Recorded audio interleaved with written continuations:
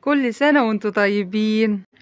اللهم صل على حضرة النبي. النهاردة أول يوم في شهر رجب، يا رب أكون أول من يبارككم شهر رجب الفضيل إن شاء الله. يا رب يجعله مبروك عليا وعليكم وعلى الأمة الإسلامية كلها إن شاء الله. اللهم بارك لنا في رجب وشعبان، واللهم بلغنا رمضان.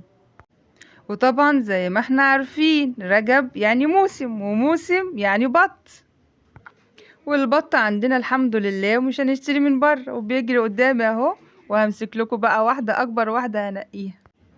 بس استنوا بس عليا لما اكله الاول واظبطه واشبعه واشربه مية علشان يبقى حلال. زي ما كلنا عارفين ان الحاجة قبل ما نحللها نأكلها ونشربها الاول، وبعد كده نحللها ان شاء الله ونكبر عليها ونتكل على الله. النهارده بقى ان شاء الله اليوم معايا هيبقى طويل، وربنا يعيننا ويقوينا ان شاء الله. طبعا يا ولاد احنا كمصريين لازم في اي موسم ناكل زفر. طبعا انا بصوا اهو اللي بيرفرف ده، هو ده اللي عليه العين النهارده، هو ده اللي هنزفر بيه. شوفوا هو بيشاور لي على نفسه، انا ماليش دعوه، هو اللي قال لي انا اهو. تعالي خديني اذبحيني النهارده عشان تفرحوا بايه. بيني وبينكم هو ده اكبر واحد، وهو ده اللي يستاهل صح الذبيح. والتانيين دول بقى هنسيبهم لما يكبروا شوية ويتقلوا على رمضان بإذن الله. ربنا يبلغنا رمضان إن شاء الله على خير. ودي بقى حلاوة التربية في البيت يا ولاد، إن الواحد ما يعني لو معاه فلوس أو ما معهوش فلوس ما يشيلش هم.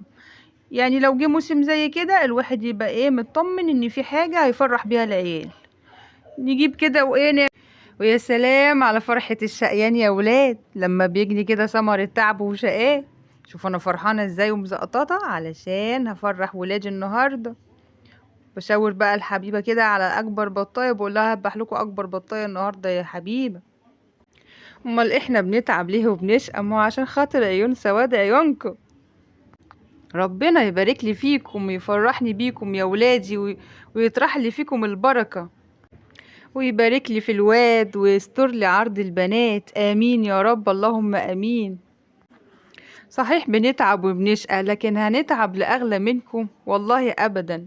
ده احنا بنتعب واحنا من جوه قلوبنا مبسوطين، وبنقول يا رب ادينا الصحة وقوينا علشان خاطرهم ونخاطر نوصلهم لبر الأمان يا رب.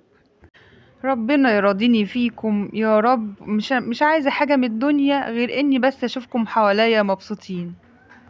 وربنا يخليك لينا يا ابو ادهم ويديك الصحة ويقويك. شقيان والله يجي يلاقي برضو حتة زفر يتقوت. ربنا يا رب يجعله في كل خطوة سلامة. امين يا رب. اهو قفشته ابن الايه دوت اللي مزغل العناية من بدري. انت اللي عليك العين والنية. يلا بقى يا ام ادهم عندنا شغل كتير. ده انت رايقة يا اختي على نفسك. يلا يا اختي اليوم هيعدي. واهو هندخل على التقيل. والله لا اقلع لكم العبايه اهو، اديني قلعت العبايه بقى، مش هعرف اشتغل بيها، ده انا عندي شغل كتير النهارده. لازم بقى اخد راحتي كده وانا قاعده، علشان انا تنظيف البط ده بياخد وقت وتعب برضه. ده البت حبيبه يا اختي بتقول لي يا ماما انت بتتعبي نفسك ليه؟ ما توديه يا ماما عند الفراخجي هيريشهولك في ثواني وانت واقفه. قلت لها لا يا حبيبتي، طب وانا يعني مين اللي يشتغل والشغل ده يروح لمين؟ انا لازم انا اعمل كل حاجه بنفسي. وبعدين هقولك على حاجه، طب ما احنا يعني ايه ال30 جنيه اللي هديهم للفراخ ما انا اولى بيهم يا بنتي، اجيب بيهم كرنبايه طيب ولا اجيب بيهم حبه قوطه. انتوا عارفين ان انا بحب اوفر، مش بس في اكل الطيور بقى والخلطات اللي انا بعملها والحبكشكنات اللي انا بعملها ديت. ان انا بعمل بقى ايه، بعمل من الفسيخ شربات. العلف ابو 28 عملته ب13 جنيه، وانتوا كلكم بقى شفتوا الفيديو بتاع العلف. اللي متابعني شاف الفيديو بتاع العلف الحلو دوت اللي احنا بنربي بيه البط. طبعا هوفر يعني في اكل الطيور، ومش هوفر يعني بقى في الحاجات التانية، لا اللي بيحب التوفير بيحب التوفير في كله، يعمل يعني يوفر في كله، مش هيوفر في حاجة ويبعزق في حاجة، لا. وان المبذرين اخوان الشياطين يا ولاد. وبعدين الواد ادهم جاي يقول لي يا ماما هاتي 30 جنيه علشان اروح السايبر. قلت له تلم يا واد، انت عندك امتحانات روح ذاكر، بلا سايبر بلا هايبر. سيبني بقى اشوف شغلي وانت يلا روح شوف شغلك. السايبر قال الواد يا اختي طالع لي في المقدر كل شويه كل يوم يقول لي هات يا ماما 30 جنيه اروح السايبر، يا ماما ادي 30 جنيه اروح السايبر. قلت له يا واد السايبر على نفسك بقى واسكت بقى وتهد، هو انا ناقصاك؟ مش كفايه انا عماله اتعب نفسي عشان اوفر 30 جنيه بتوع التنظيف بتوع دكارين البط؟ ما تسكت يا واد وتلم. قلت له خد يا واد يا ادم هنا اما اقول لك، انت مش طالع لامك وابوك ليه؟ ده احنا يا واد انا وابوك ملتزمين وما بنروحش ولا شمال ولا يمين، من البيت للجامع ومن الجامع للبيت. اي والله، يعني انا دلوقتي ولا ليا صاحبه ولا ليا جاره ولا بقعد هنا ولا بقعد هنا. بشوف يعني بقوم الصبح بدري بطلع للطيور باكل طيوري وباكل حاجتي، بنزل السوق بجيب طلباتي واطلع اعمل الاكل واعمل لكم الاكل، وما بهدرش اي ثانيه كده في الفاضي. بصلي يعني الوقت اللي فاضيه مثلا بقعد اسبح واستغفر اقرا قران. يا واد انت مش طالع لامك وابوك ليه يا واد؟ يا واد وجع قلبي ليه يا واد؟ ربنا يهديك يا ابني، يا ابني ده انت وجع قلبي. السن دوت مش عايزه اقول لكم، السن اللي هو سن المراهقه ده ربنا يا رب يهديه ويهدي كل اللي في سنه يا رب امين، ويهدينا ولادنا كلنا يا رب. السن دوت صعب قوي يا ولاد، الواحد يقول كان يقولوا مين، نقول طور يقول احلبوه، نقول شمال يقولوا يمين. طلعين عينينا والله، ربنا يهديهم يا رب. انا مش عارفه الجيل دوت طالع بيتدلع كده ليه؟ ده احنا على ايامنا والله العظيم كنا شايلين المسؤوليه وكنا بنساعد اهالينا وطول عمرنا والله واقفين وقفه رجاله. مالكوا كده يا عيال طالعين خريعين ليه؟ والله والله صدقوني مش عشان حاجه، بس انا يعني مش عايزه اشكر في نفسي، بس والله طول عمري واخده الحياه جد. من يوم وانا بنت ابويا كان يقول لي انتي عندي ب100 راجل. والله يعني ابويا كان يشهد لي دايما، حتى جيراني في المنطقة وكانوا يقولوا لي ان العسكري راح، العسكري الاخضر جه، العسكري الاخضر راح. كنت امشي زي في الشارع زي الشاويش، وطول عمري طبعي كده من وانا صغيرة حتى وانا دلوقتي. بس فنفسي هما كمان يطلعوا لي كده، ومثلا انا بقول لادهم يا حبيبي لما يكون انت دلوقتي بتشتغل، لما يكون معاك قرش ما تصرفوش في اي حاجه تافهه، تشيله مثلا يا حبيبي تحوش معايا اجيب لك مثلا تليفون. لان هو كان معاه تليفون وضيعه، فقلت له مثلا عاوز مثلا حاجه جاكيت جديد، حاجه بنطلون جديد، فحط فلوسك في حاجه مفيده. هو بقى الجيل بتاع الزمان ده ربنا يهديهم يا رب. بس فعايزه اقول لكم بقى النهارده وانا بنضف البط كده ابو ادهم قال لي انت تعبه نفسك ليه؟ انا هقول لك على حاجه تريحك خالص. قلت له قول يا ابو ادهم. قال لي انت دلوقتي علشان الريش يظهر فلازم تنشفي البطايه كويس جدا بحته قماشه مثلا بفوطه بتاعت مطبخ وتنشفيها وتقومي رش عليها دقيق زي ما انتوا شايفين كده، رش عليها دقيق تماما وغرقيها دقيق كده، فالريش اللي هو الابيض، اصل البط اساسا يعني ريشه ابيض فمش باين. فقال لي انت دلوقتي هيظهر معاكي وهتعرفي ايه تشيليه. فسمعت كلامه وفعلا كانت نصيحته في الجون بصراحة 100 100. قعدت بقى ايه رشيت عليهم الدقيق وفعلا الريش ظهر معايا وطلعته بمنتهى السهولة. وكان بصراحة يعني انا بصراحة ايه يعني بستغل اي وقت ان انا اقعد مع اولادي مع جوزي ونقعد كده ايه، تبقى سهرية حلوة ونقعد نتكلم، ومش بقى ايه انجز واعملي مثلا عند الفراخ جواتيهم طب وليه؟ طب ما انا قاعدة في بيتي براحتي وفي سطحي كده في نور ربنا. أه بحب انا يعني ايه، بحب اللمة وبحب ان انا اعمل حاجتي وولادي حواليا وكده، يعني بحس براحة نفسية بصراحة. فما بحبش ان انا ايه الخص واخلص ومش عارفة ايه واقعد بقى امسك التليفون طول الليل وطول النهار، لا انا بحب بيتوتية، يعني انا بيتوتية كده. عايزه اقول لكم والله اخواتي زمان وانا صغيره وكانوا يقولوا لي ده انت رايقه، ده انت دماغك دي في البلاله. اقول لهم كل واحد عجبه عقله، يعني ربنا وزع الارزاق، ما حدش عجبه رزقه، لكن وزع العقول كل واحد عجبه عقله. فهو الواحد سبحان الله دي بتبقى راحة نفسية، وعلى سبحان الله كل واحد بيرتاح في حاجة معينة. فأنا برتاح في بيتي ولمة ولادي وكده يعني. وفي ناس برضو بتحب ايه لمة، يعني ايه الصحاب، يعني ايه ان بتبقى واحدة ايه عشرية. يعني سبحان الله دي طباع، كل واحد بيبقى ليه طبعه. مثلا في واحدة بتبقى عشرية عايزة مثلا ايه تتوانس بالناس. فلانة بقى دي تقعد معاها شوية، وفلانة دي تقعد معاها شوية. مو مش وحش برضو يعني، كل واحد وليه طبعه سبحان الله. آم، فلانة مثلا اعملي معايا في كذا كده يعني. بس انا في حالي بحب ان انا اكون دايما من صغري وانا في حالي. بس وكنت عايزة بقى اخد رأيكم في البط اللي انا بعمله دوت. عايزة اقول لكم البط دوت المرر، ايه رأيكم فيه بقى؟ انا كده مربياه على الطريقة بتاعتي اللي هي الخلطة بالعلف بتاعي اللي انا بعمله، اللي كلكم شفتوه يعني في الفيديوهات اللي قبل ديت. قولوا لي بقى رأيكم، قولوا لي في التعليقات. يعني ايه لو عجبكم اعملوا كده ان شاء الله زيي، وربوا البط كده بالطريقة ديت هتوفر معاكم كتير قوي قوي قوي قوي.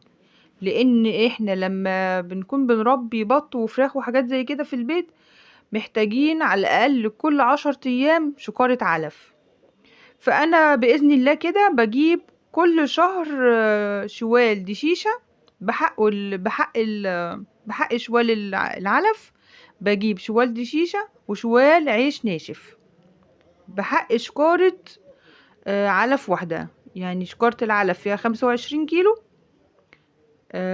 طبعا ايه شكارة الدشيشة فيها برضو 25، وشكارة العيش فيها 10 أو 20 حاجة زي كده. فبتوفر معايا بسم الله ما شاء الله، بتقعد معايا شهر شهر ونص يعني على حسب. وبأكل منها الطيور كلها، وبسم الله ما شاء الله شوفوا الحاجة رامية ومحملة لحم وحاجة الله أكبر يعني، اللهم صل على النبي. وعلى فكرة ما فيهاش ريحة الزفارة، مش زي بقى ايه الحاجة بتاعت المزارع بتبقى زفرة شوية. لا مؤاخذة هما بيجيبوا تنظيف الأسماك وتنظيف الفراخ والحاجات دي كلها، بس بينشروها في الشمس، وبعد ما بتنشف بيسحقوها ويدخلوها في العلف. لكن انا بالطريقه بتاعتي الحمد لله بسلق الحاجه الاول، يعني باكلهم حاجه مستويه، حاجه ما فيهاش زفاره. فبتطلع الحاجه معايا الله اكبر، يعني انا مش محتاج اغسلها بخل ولا بدقيق ولا باي حاجه، والله والله ما بتبقى فيها ريحه الزفاره خالص نهائي. بسم الله ما شاء الله بقى كده. انا كنت دابحه بطايتين، قلت بالمرة بقى ايه عشان يبقى شغله في مرة واحدة. دبحت بطايتين وقلت اشيل واحدة في الفريزر، واخلي اعمل واحدة النهاردة بإذن الله. فعلشان يعني ايه اختصر الوقت، علشان انتوا عارفين طبعا تنظيف البط بياخد وقت. فقلت بقى ايه علشان لما اجي احتاج بط تاني اطلع من الفريزر على طول. ودي بقى ايه الحوايج بقى كده بتاعت البط، ما رميناش حاجة خالص. الرجول نضفناها زي القشطة، الله اكبر. والدماغ والكبدة بقى والقوناصة والحاجات دي كلها، اللهم صل على النبي. هنملى بقى ايه البيت خير. ممكن اشيل بقى الحاجات ديت برضو في الفريزر، في يوم بقى اطلع الكبد والقوانص، في يوم اطلع الحوايج التانية كده يعني. والله المستعين، الحمد لله على كل حال يعني. ويلا بقى يا حبايب قلبي، اللي وصل معايا لحد هنا يعمل اللايك، ما تنسوش اللايك والاشتراك. ربنا يبارك لكم يا رب في صحتكم وفي عافيتكم. ان شاء الله هنكبر مع بعض. وعاوزة اشكر كل اللي شرفوني في القناة نوروني. احب اشكركم جدا، وانتوا شرفتوني بجد ونورتوني في القناة بجد، والله العظيم يعني تشريفكم ليا ده فوق راسي وجوه عيوني. ويا رب ربنا يديم ما بينا الود والمعروف، وربنا يجعلنا دايما مع بعض، والقناة تكبر بيكم ومعاكم بإذن الله. كان عندي قناة غير ديت واتمسحت، بس قدر الله ما شاء فعل. الحمد لله انا برضو مش هيأس، وعملت قناة جديدة والحمد لله. انا من النوع اللي لما بحط حاجة في دماغي بعملها، يعني بعملها وهنجح، يعني حاسة ان انا هنجح برضو ان شاء الله معاكم بيكم بإذن الله. ويلا بقى علشان نحضر مع بعض الخلطة بتاعت المحشي، عشان النهاردة هنعمل محشي جنب البط، يبقى هيبقى بط ومحشي ان شاء الله. انا مش بقول لكم اليوم طويل، هو طويل والفيديو كمان طويل، فانتوا استحملوني. ودينا بنحكي مع بعضينا شويه. لو انتوا بيتوتين زيي، يعني بتحب البيت كده وقعدة البيت زيي، قولولي في التعليقات. ودي بقى طماطيمه. عايزه اقول لكم ان انا برضو حبيت اوفر النهارده، علشان انتوا عارفين ان انا بقى ايه بحب التوفير. فالنهارده لما نزلت السوق كانت الطماطم ب10 جنيه كيلو.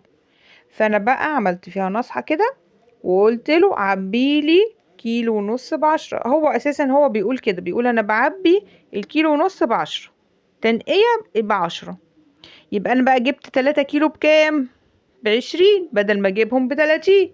يعني المفروض ان ال3 كيلو، لو الكيلو ب10 يبقى ايه 3 كيلو ب30 جنيه. انا جبت التلاتة ب20، يبقى انا كده بوفرت كام؟ وفرت 10 جنيه. ممكن بقى احط ال10 جنيه ديت مثلا ايه في خضرة، في التوابل، في كرومباية صغيرة كده يعني. فالتوفير حلو برضك، يعني الواحد لازم برضك يتصرف. كده كده الطماطم احنا هنضربها في الخلاط، فهجيبها ناشفة ليه؟ قلت له يا عم عبيلي من المستوية ويلا واتكل على الله. ففعلا بس هو بيعبيها حلوة يعني زي الفل، مفيهاش اي حاجة. وسوايبة كمان بيعبيها لي احلى من كده كمان والله. بس هي ايه على حسب الظروف، يعني بتبقى سوايا بتبقى حلوة قوي، وسوايا بتبقى ايه مستوية شوية. فايه بقى يعني لما اجيبها مستوية، يعني هو انا هعمل بيها ايه؟ ما احنا هنضربها في الخلاط، ولا احنا يعني هنعلقها في النجفة بقى، ولا نحطها في النيش؟ لا، ما هتتضرب في الخلاط. يبقى احنا نوفر ولا ما نوفرش؟ قولولي في التعليقات ايه رأيكم في التوفير.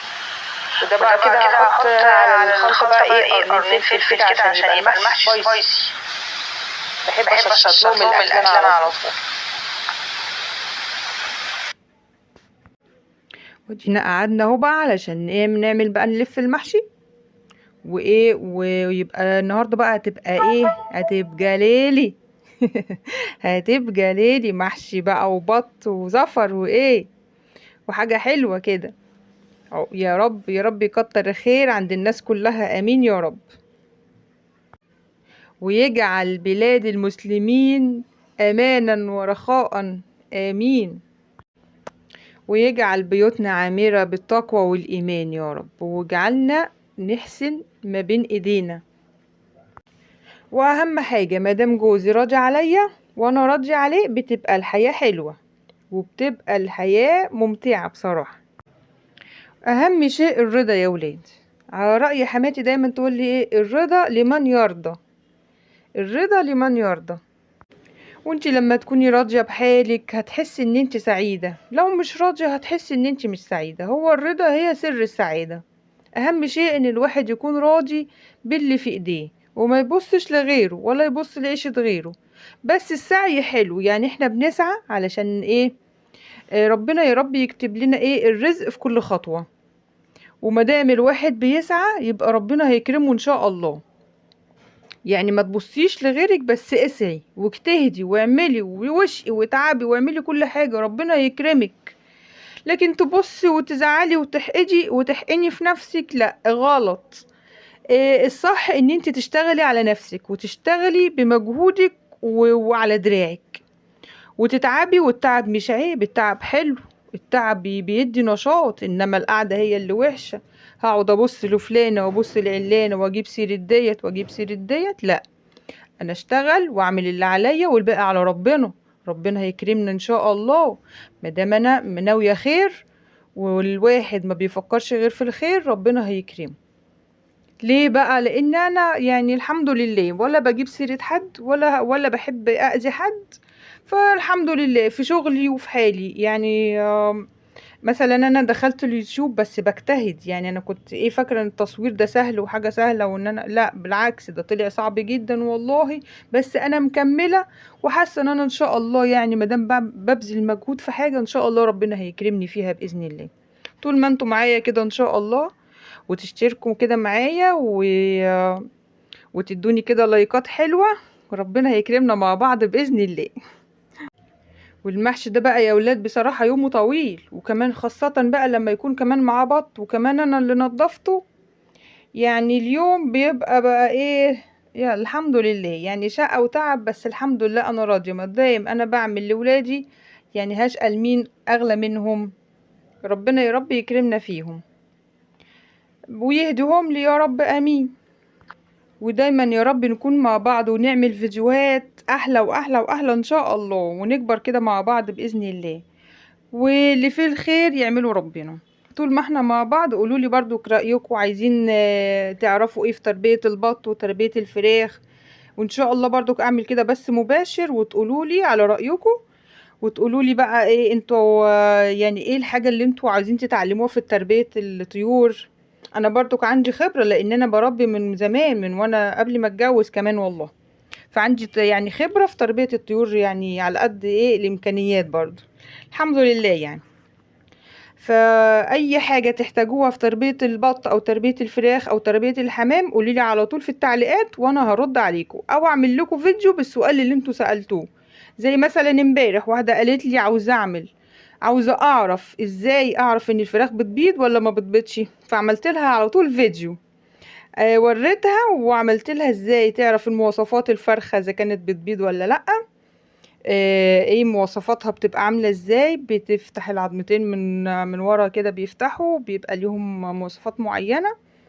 وازاي برضو تحصنيهم علشان ما ياكلوش بيضهم وتديهم ايه كده يعني. فاللي بيطلب مني حاجة بنفذها له في فيديو على طول ان شاء الله.